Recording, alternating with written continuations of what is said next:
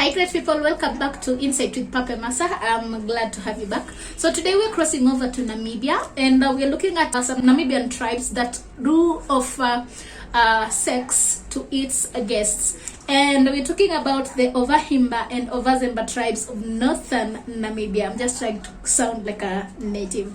And so according to these cultures, when a visitor comes knocking, a man shows his approval and pleasure of seeing his guests by giving him what they call the Okuje Pisa Omukazendu. Well, I might not really sound native, but that is the name of the treatment, which translates to the wife being given to his guests to spend the night with, while the husband sleeps in another room. And in case there is no available room, then the husband has to find some other place to sleep outside. The tradition is handed down from generation to generation, and in cases whereby the wife is visited by her friends, she can decide to offer the friends to the husband. That is not all, because also when a male visitor comes with his wife, he can reach an agreement, so they have to talk and they can decide to exchange their wives for the night, right? So it is a culture, and because it's passed down, we believe that it has a lot of benefits. Some of them include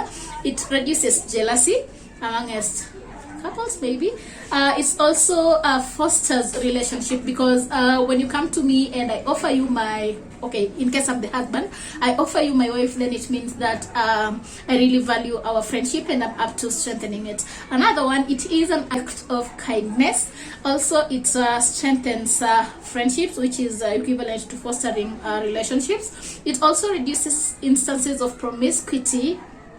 Okay, it reduces instances of promiscuity, and then it also adds variety to a couple's sex life and satisfies their curiosity, because you're able to experience the same from different other people. I find it absurd though. These cultures are patriarchal in nature, and so it means that the husband, or rather the males, are the ones who are always in control, and therefore their wives have to just submit to whatever is happening. And so let's look at how this particular tradition affects the women, because it's not in all cases whereby the woman is actually willing to be given up to a guest. Okay, so already I mentioned that it is a patriarchal society, and for many years the Ovahimba women were not allowed to have a say in these matters, but they were to comply accordingly, according to what the husband wanted. And so today the women can refuse if they choose to, but you have to sleep in the same room as the guest. Well, you might not do anything, but you have to sleep in the same room with the guest. I believe that is really stressful. A woman is allowed to refuse if she doesn't like the man or the guest, but you have to sleep in the same room. And many Namibians and other Africans have actually shunned this culture while describing it as rape, because it involves forcing women to sleep with strangers. Many women came up to also complain about the tradition, because they feel like most power is given to their husbands. And so the issue generated more controversy due to a Namibian legislature's call to enshrine the custom, like to make it a part of their custom, to enshrine the custom in the Namibian constitution so that it would be more enforceable. Like someone wanted it to be part of the constitution, like you come visit me, I offer you my wife. In 2014, there was a lawmaker that said that the wife swapping law was a product of unity and friendship.